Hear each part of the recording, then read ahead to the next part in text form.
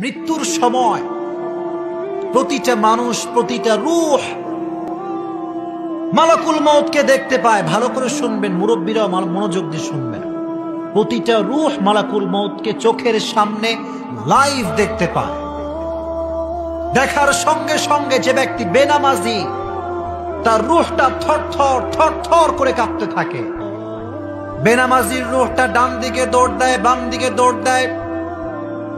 যে নারী আজীবন পর্দা করে নাই, স্বামীর খেদমত করে নাই, সেই নারীর রূহটা একবার ডানে দৌড় দেয়, বামে দৌড় দেয়, চিৎকার করতে থাকে, বাঁচাও বাঁচাও বলে চিৎকার। সে বলে লাআল্লি আ'মালু সালিহান ফীমা তারাকতু কাল্লা, give me one chance. He will say, she will say, just give me one chance, একটা সুযোগ দাও। নামাজ পড়ি নাই, নামাজ পড়বো, কোরআন পড়ি নাই, কোরআন পড়বো। আল্লাহ বলবেন তারাকতু কাল্লা, এটা তার মুখের কথা, ওর কোনো ছাড় নাই আজকে। The time is over, catch him! ধরো বেনামাজিকে, ধরো বেপর্দাকে, ধরো কোরআন বিরোধীকে, ধরো। ধরার সঙ্গে সঙ্গে যখন তার রূহটা কবজ করা হবে, একটা জীবিত ছাগলকে যাবেহ না করে তার চামড়াটা টেনে হিচড়ে ছিলে ফেললে যেই পরিমাণ কষ্ট হয়, বেনামাজি, বেপর্দা, বেঈমান মুশরিকদের রূহ তার চাইতে কমসে কম 70 গুণ বেশি কষ্ট দিয়ে কবজ করা হবে। নাউযুবিল্লাহ পড়েন।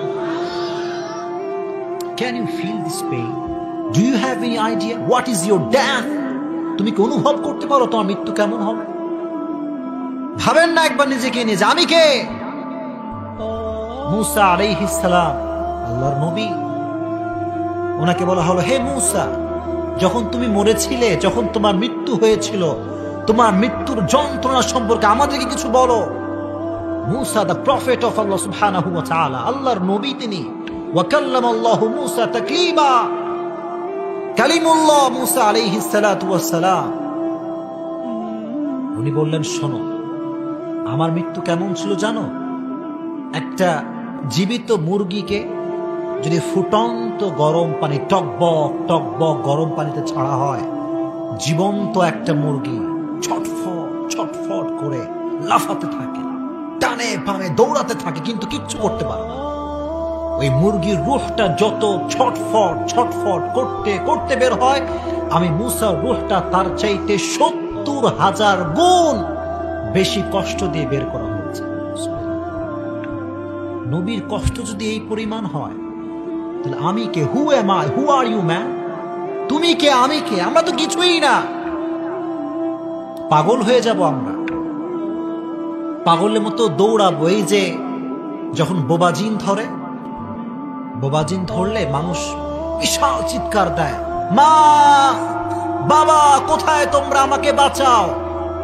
সে ফিল করে যে আমি বিশাল বড় গলা দিয়ে ডাকছি, কিন্তু বোবাজিনের যে প্রভাব, এর প্রভাবের কারণে মুখ থেকে একটা টু শব্দ বের হয় না।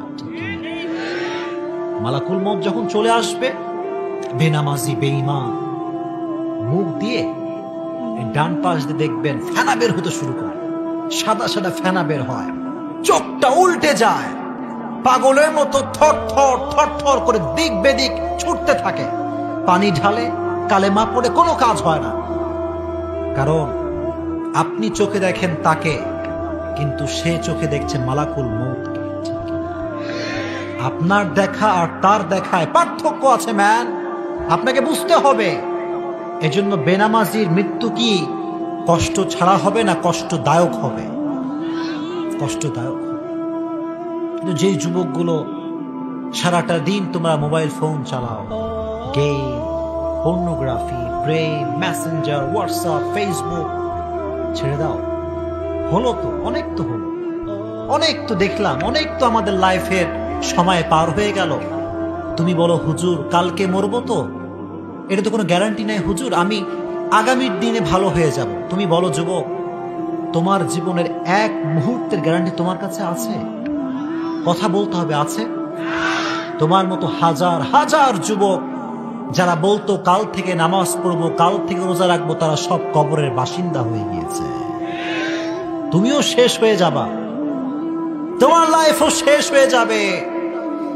এজন্য আজকে